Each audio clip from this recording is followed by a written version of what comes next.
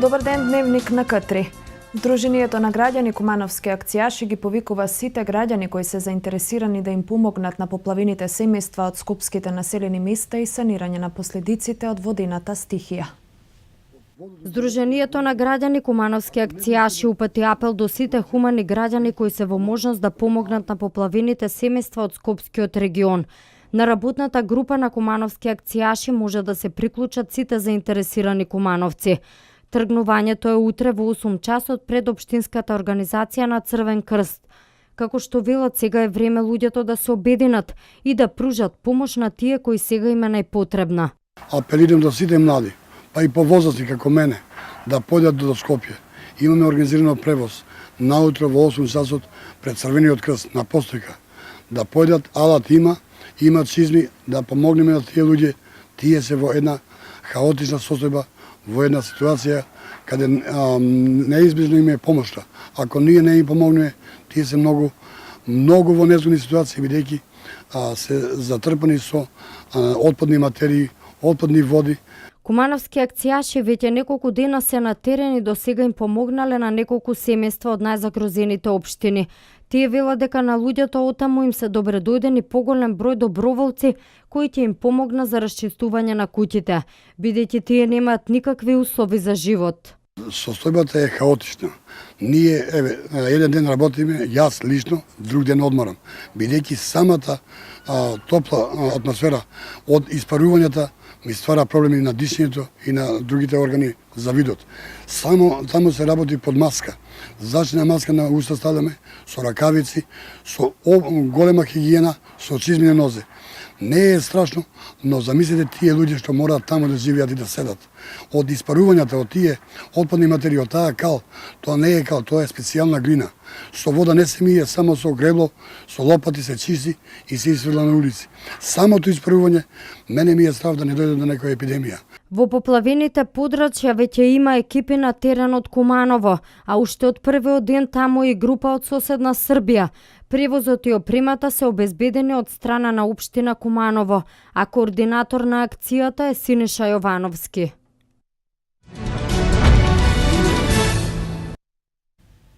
Македонија една недела се справува со последиците од големото невреме кое што однесе човечки животи и предизвика огромна материјална штета.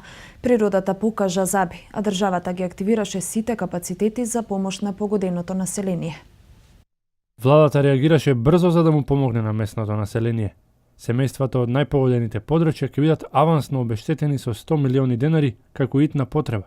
На терен се 15 тимови за увид и попишување на штетите во земјоделството во две категории: сточен фонд и земјоделски површини. Штетите во најголем дел од нивите се и до 100%, но надлежните велат дека преку Агенцијата за финансиска поддршка и рурален развој ќе бидат обештетени сите земјоделци и сточери. Тимови од сите институции се постојано на терен. Армијата беше навреме активирана уште од првиот миг, како и сите други институции кои деноночно работат за расчистување на теренот. Откако дел од трговците се обидува да заработат на грбот на луѓето кои беа погодени од невремето, владата донесе одлука за замрзнување на цените на одредени производи, како што се вода, хигиенски средства, на нивото на кое беа на 5 август. Според грчкиот професор по метеорологија Теодорос Каракостас, она што на 6 август се случи во Скопско било многу ретка и екстремно силна бура. По катастрофалното невреме што го зафати Скопје, помош пристигна од повеќе земји. Механизација или донации пристигна од Србија, Бугарија, Албанија, Косово, Грција и од неколку европски земји, меѓу кои Чешка, Австрија и Холандија. Земјоделскиот комбинат Пелагонија АД Битола соопшти дека ќе донира 100 тони сточна храна наменета за сточарите од настраданите подрачја, чии залихи беа уништени во невремето.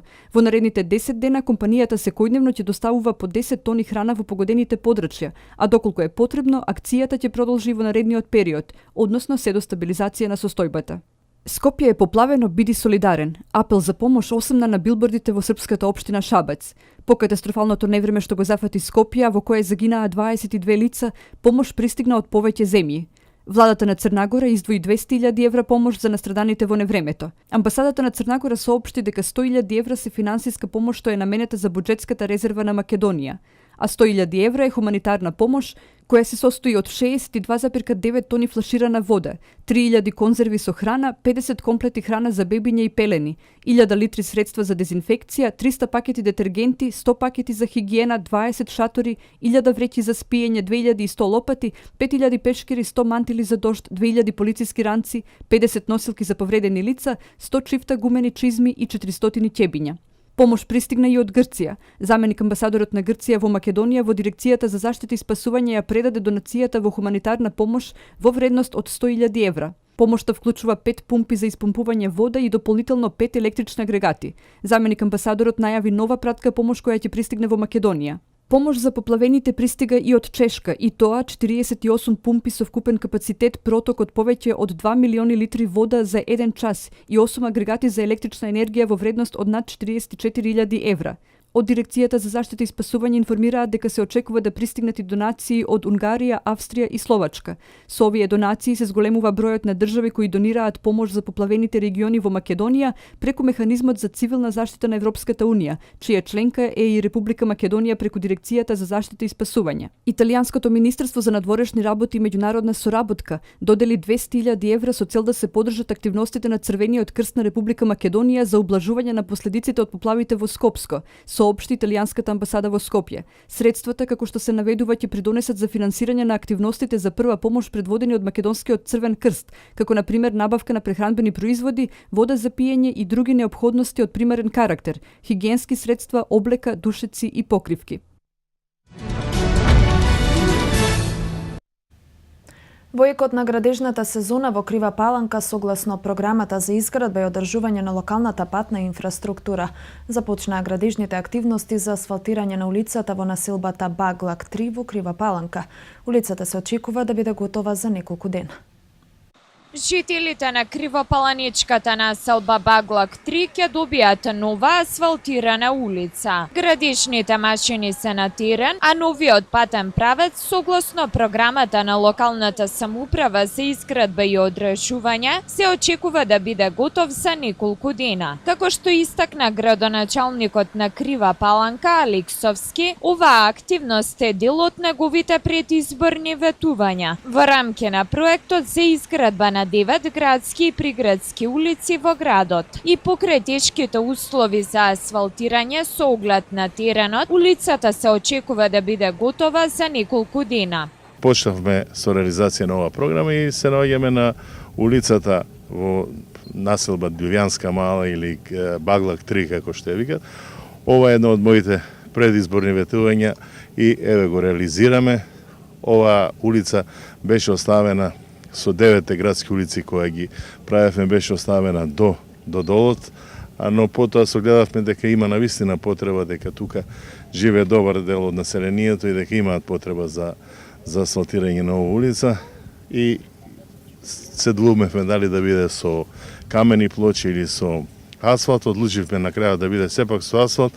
Условите за асфалтирање се тешки навистина, асфалтот го носат со градежна машина со улта, но сепак еве се постигнува полека. Сметам дека за денески утре оваа улица ќе биде завршена и на задоволство и на моје задоволство и на граѓаните овдека во оваа населба ќе имаат една убава улица. Со асфалтирањето на улицата во малото Дивјанска во населбата Баглак 3 ќе се заокружи проектот за изградба на мост и 9 градски и приградски улици во Крива Паланка, кој се реализира со финансиска помош од Министерството за финансии преку грант од Светска банка.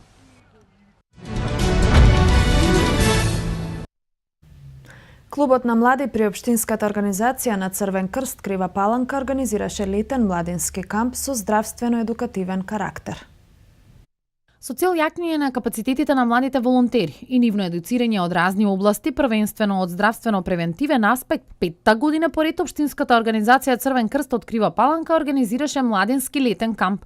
Младите се дружеа, организираа работилници и посетуваа предавања согласно програмата на кампот, која се реализираше во период од 4 дена.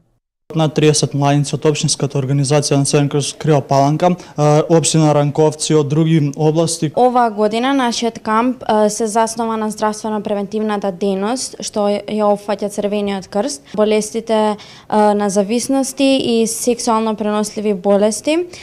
Исто така, кампот е тука за да ги едуцираме нашите волонтери и да го зголемиме бројот на волонтерите во нашиот клуб. Кампот се одржа во дворот на подрачното основно општинско училиште Јоаким Крчовски во село Трново. Знаењата усвоени на ваквите кампови пренесени од страна на стручни лица од здравствената дејност, лекари специјалисти, но и врснички пир-едукатори се основа за подигнување на свеста на младите од превенција од болестите на зависности како и сексуално преносливи болести. Клубот на млади во предстојниот период ќе се подготвува за меѓународниот младински камп. Според одговорните, бројните активности на волонтерите во текот на целата година допринесуваат за зголемување на хуманото семејство на Црвен крст, давајќи ја неопходната младинска полетна енергија за остварување на целите и задачите на кои се заснова оваа најголема филантропска организација во светот. Кумановци се свесни за ризиците при патување, затоа и користат патничко осигурување, па дури она кое е основно. Од туристичките агенции изјавуваат дека граѓаните се свесни за ризиците и дека користат патничко осигурување. Степенот на покриеноста зависи од пакетот. Кумановци се свесни за ризиците при патување, затоа и користат патничко осигурување, па дури она кое е основно. Патувањето без грижа особено е примамливо за семејствата, бидејќи родителите не тргнуваат на пат со своите деца доколку не се чувствуваат безбедно. Иако патничкото осигурување влегува во групата на незадолжителните осигурувања, сепак интересот за осигурувања не се намалува, туку напротив расте постојано, особено во летните месеци. И од туристичките агенции изјавуваат дека граѓаните се свесни за ризиците и дека користат патничко осигурување. Луѓето си вадат, нашите клиенти си вадат патничко осигурување, тоа значи оваа година буквално секој вади, пошто не е задолжително, значи некој не вади, меѓутоа оваа година е се почесто. Граѓаните на Куманово се заинтересирани за патничко осигурување, повеќе па мислам дека 90% сите што доаѓаат да земат аранжман, обавезно им предлагаме патничко осигурување и тие си вадат патничко осигурување. Од туристичките агенции препорачуваат граѓаните да го доживеат патничкото осигурување како заштеда, а не како трошок. Основните осигурувања не се поскапи од 3 евра, а покриваат одредени загуби. Степенот на покриеноста зависи од пакетот. Има два типа на патничко осигурување, без франшиза и со франшиза. Обично граѓаните на Куманово земаат патничко осигурување без франшиза, бидејќи тие покриваат се. У случај да имат некој пример, да треба повеќето со мали деца, да треба да пример за некоја интервенција, обично го земаат тоа осигурување, бидејќи им покрива се. У случај можеби таму ќе платат нешто, меѓутоа после осигурителна полица им покрива се. Од компаниите често во летниот период го нудат патничкото осигурување со попуст или на промоции. Патничките осигурувања во зависност од пакетот покриваат трошоци за лекување од ненадејна болест и незгода, за итна стоматолошка интервенција, трошоци за транспорт на осигуреникот во матичната земја, трошоци за купување на неопходни работи, поради авионско доцење на багаж. Поскапите пакети ги покриваат сите држави во светот. Од туристичките агенции велат дека граѓаните мора да ја прочитаат полисата и целосно да се информирани што се покрива нивното осигурување.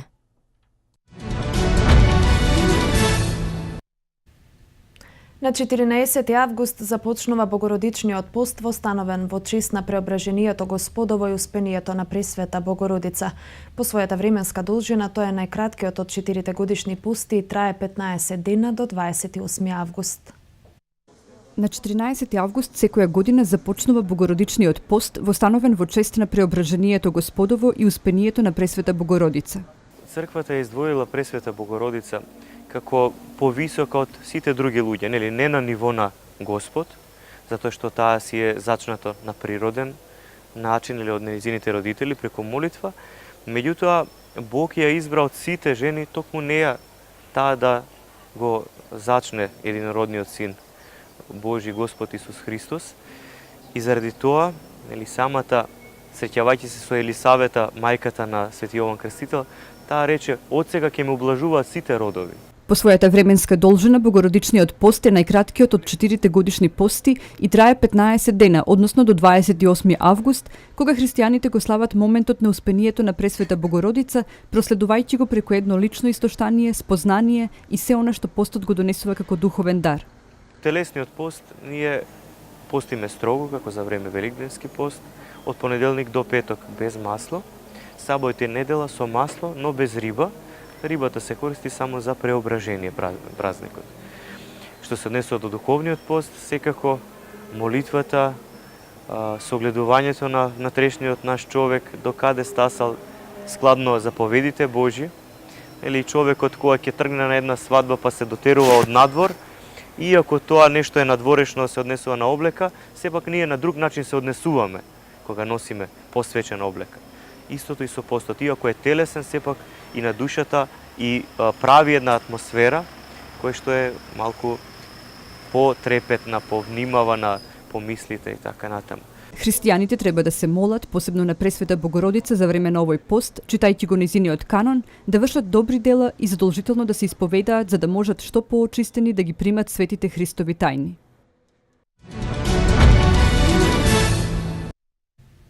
Во два делни случаи во текот на вчерашниот ден припадниците на територијалната противпожарна единица Куманово интервенирале на запалена сува трева, информираат од регионалниот центар за управување со кризи. Првата интервенција била во атарот на селото Кашање, каде тројца пожарникари гаснеле запалена сува трева со едно возило. Втората исто така била на запалена сува трева, но на улицата Лесковачка во населбата Гоце Делчев. Таму интервенирале четворица пожарникари со едно противпожарно возило кој што за кратко време го локализирале огнот.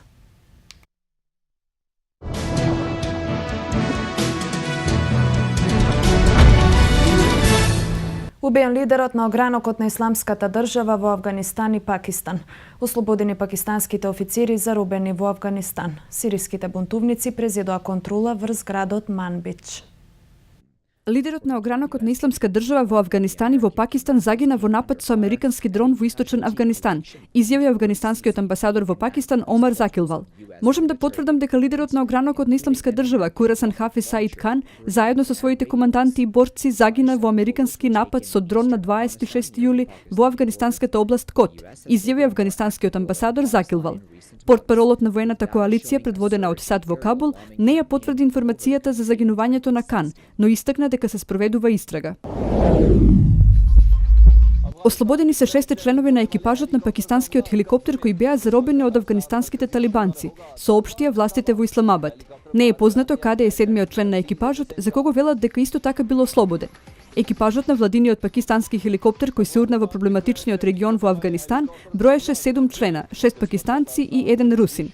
Киднапираните офицери биле предадени на пакистанските власти доцна синоќа во племенската област Курам на границата меѓу Пакистан и Авганистан. Сириските опозицијски сили поддржани од САД ја презедоа целосната контрола во градот Манбич во близина на турската граница, откако последните борци на исламска држава го напуштија градот, изјави портпаролот на сириските демократски сили Шарфан Дарвиш.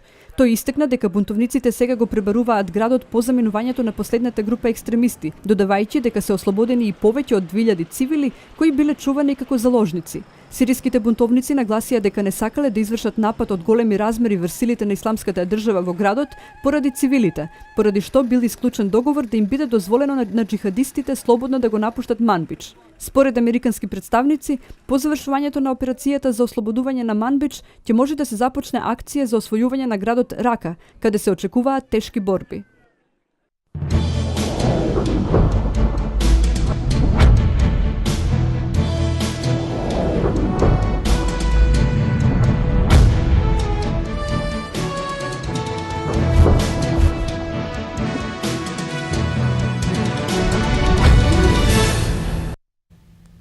Македонскиот кошаркарски вице-шампион Куманово е крајно разочаран и изненаден по одлуката на Јадранската лига во надпреварувањето да биде поканет Карпош Соколи. Кумановци негодуваат зашто тие се прескукнати, иако токму тие славеа против Соколите во полуфиналето од плейофот на македонскиот шампионат. Поради сите настани, кумановскиот тим преку официјално соопштение до медиумите и јавноста го посочи своето незадоволство, како од Јадранската лига, така и од Македонската кошаркарска федерација, поради како што велат хаосот во домашното првенство. Кошаркарскиот клуб Куманово од 2009 и цела спортска јавност се изненадани и разочарани од состојбите и одлуките на Кошаркарската федерација. Кошаркарскиот клуб Куманово од 2009 реагира до Македонската кошаркарска федерација на одлуката на АБА лигата за непочитувањето на спортските резултати и достигнувања на кошаркарскиот клуб Куманово во минатата сезона. Иако Куманово заврши на второ место, изненадени сме од одлуката со која вице-шампионот не доби покана од АБА лигата, а се дава предност на друга екипа, со што се суспендираат резултатите постигнати минатата година во домашното првенство. Исто така реагираме на хаосот во однос на организирањето на домашното првенство. 2 месеца пред отпочнување на надпреварите во првата македонска лига нема комесар за надпреварување кој треба да го организира првенството, не знаеме колку екипи ќе учествуваат и по кој систем ќе се игра шампионатот. Затоа апелираме за што поскоро средување на состојбите во кошарката, за да се даде можност управите на клубовите да ја профилираат екипата зависно од степенот и системот на надпреварувањето. Во спротивно, нашиот клуб ќе размисли за учество и улогата во првата македонска лига за идната надпреварувачка година, стои во соопштението од Кошаркарскиот клуб Куманово.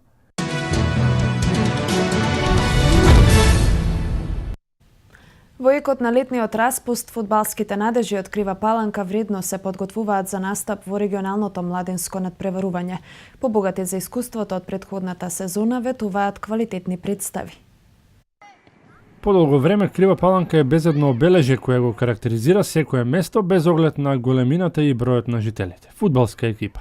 Постојат и постоеле ентузијасти кои со крајни напори се обидуваат да го одржат во живот пламенот на планетарно популарниот спорт, но само постарите може да се присетат на времињата кога Крива Паланка имаше достоинствен фудбалски представник. Сепак на крилјата на своевидното спортско будење на нашата општина забележливи се нови ветрови во локалниот фудбал. Втора сезона во низа 2 екипи сочинети од фудбалски надежи од клубот Премиер ќе собираат искуство надпреварувајќи се во младинските лиги. Па оваа година по втор пат нашата екипа Премиер Паланка ќе учествува во регионалната лига. Оваа година се проширува и има 10 екипи и со повеќе екипи од страна. Лани беа поблиску, сега има Валандово, Радовиш, Велес, Кочани и така. Подготовките почнаа, а сезоната започнува на 27 август. Ако лани игравме за искуство да се стекне како почетници, оваа година ќе бараме малку по-озбилно и подобар резултат од ланската година. Надежите кои што ќе треба да го обелат фудбалскиот образ на општината се подготвуваат за предизвикот. Сега за сега се тече добро, се надеваме дека сега во наредната сезона ќе бидеме подобри од претходната и се надеваме дека помеѓу првите 5 ќе завршиме, бидејќи тимовите сега што ни претходеа дека се послаби од лани, да. Претходната сезона не покажавме многу, но мислам во оваа сезона ќе покажеме доста многу работи. Сега за сега има понови играчи кои што наистина можат многу да придонесат во тимот. Се надеваме дека оваа сезона ќе биде многу подобра од лани, бидејќи имаме премногу нови играчи и квалитетни деца. Се насеопштиот впечаток по изјавите на нашите надежи е дека постои потенцијал за кривопалнички фудбалски репрезент на домашната сцена која ако ништо друго ќе ги пополнува викендите на своите сограѓани со квалитетни надпревари. Нешто што е нормално насекаде во светот.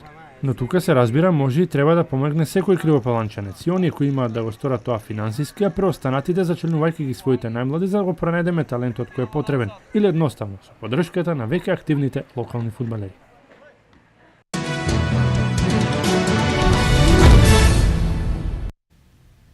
Фудбалерите на Дженова се пласираа меѓу 8-те најдобри во Купот на Италија, откако беа подобри од Лече со 3-2. Во драматичен надпревар со многу присврти и еден важен погодок на Горан Пандев. По првиот дел без голови, гледачите беа сведоци на еден крајно ефикасен надпревар со 5 погодоци, а на крајот се радуваат домакините со победа од 3-2. Во 47-та минута од средбата Велосо им донесе предност на домакините со погодок од Слободен, како и да е Лече преку Лапоре и Гомис успеа да направи комплетен пресврт и да дојде до позитива од 2-1 за само неколку минути. Тогаш на сцената стапи македонскиот репрезентативец Горан Пандев, кој доби шанса од почетокот на средбата за во 73-та минута да израмни на 2-2 и да ја разбуди својата екипа. 8 минути подоцна со голот на Паволети домакините направија комплетен пресвет и изборија пласман во следното коло, каде што за противник ќе го имаат подобриот од средбата меѓу Перуџа и Карпи. Македонскиот репрезентативец Муарем го постигна својот прв гол за Карабах во новата сезона во несилниот шампионат на Азербејџан. Шампионот на оваа земја по поразот во првото коло од Интер Баку со 2:1 со 2:0 славеше на гостувањето кај Сумгаит. Нашиот Муарем во 52-та минута го отвори резултатот, додека точка на неизвестноста стави Кинтана, кој во 84-та минута ги потврди трите пода за фаворитот. Во следното коло Карабах и Муарем ќе го пречекаат Невчина Ванче Шиков.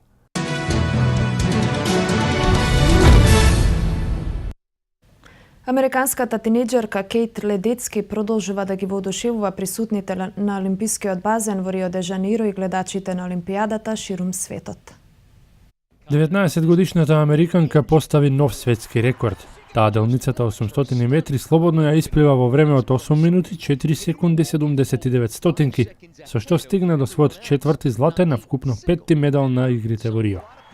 Американката Меделин Дирадо го освои второто злато на Олимписките игри во Рио. 23-годишната американска пливачка го освои златниот медал во дисциплината 200 метри, за која овој медал беше вкупно четврти во Рио. Фантастичната вечер на американските пливачи ја комплетираше Ентони Ирвин, кој го освои златниот медал во најбрзата пливачка дисциплина, спринтот на 50 метри слободен стил. Во супер интересната трка, за златото исплива за 21 секунда и 40 стотинки. Стана највозрастниот пливач во историјата на Олимписките игри кој освоил златен медал, кој што за Соединетите американски држави е вкупно 996-тото златно одличие од Олимпијадите. Американската атлетичарка Мичел Картер се закити со златниот медал во фрлање ѓуле. Американката за златото во Рио стигна со префрлање 20 метри и 63 сантиметри, и тоа во последната шеста серија.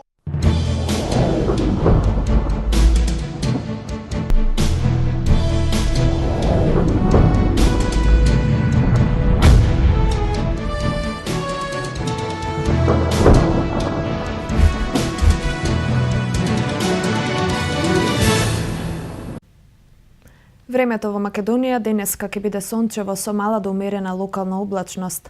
Ќе дува умерен повремено засилен северен ветер кој што кон крајот на денот ќе ја намалува брзината.